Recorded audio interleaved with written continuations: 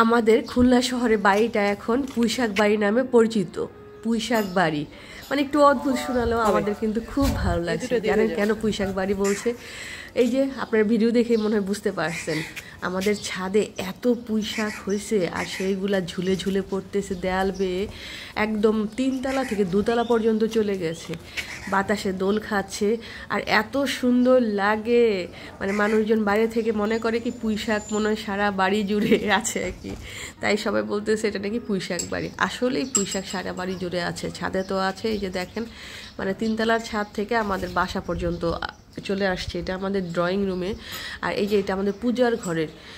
কত পুঁইশাক দেখেন, মানে 2 জানালা জুড়েই কিন্তু পুঁইশাক দোল খাচ্ছে। তা আমি আমার বরকে বসি যে একটু পুঁইশাক পেরে দাও, সে বলছে না এইসব পুঁইশাক পারতে হবে না, হ্যাঁ আমি ওই ছাদ থেকে অন্য পুঁইশাকের ডাল পেরে দিচ্ছি। তো বলছে পুঁইশাক ঝুলে থাকলে অনেক সুন্দর লাগে।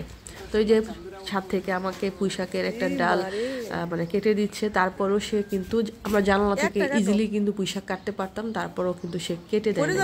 যাই হোক, সমস্যা নাই। তো একটা পুঁইশাকের ডাল হলেই মনে হয় আমার হয়ে যাবে, এরকম মানে অবস্থা আর কি। এক পুঁইশাকের ডাল দিয়ে একটা ফ্যামিলি ইজিলি মানে পুঁইশাক খেতে পারবে।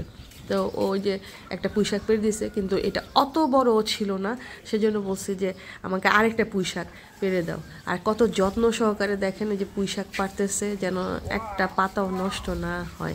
আসলে যে গাছ লাগায় তার এত মানে কোনো শাক সবজি নষ্ট হলে তার এত কষ্ট লাগে, সেজন্য খুবই কেয়ারফুল থাকে। তো এই যে একটা ডাল পেরে দিচ্ছে, তা আরেকটা ডাল আমার লাগবে। তো ওই পাশ থেকে আবার আরেকটা ডাল পেরে দিচ্ছে সে। না, লাউ ছোট আছে, একটু পরে খাবো না। এই যে দেখেন কি সুন্দর বড় একটা উচ্ছে, এটা পেরে ফেলে। এটা ভারী বেশি।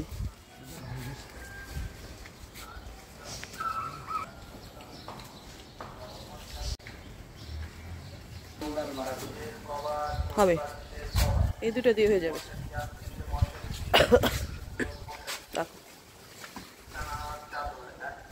ডিম তুলতেছি।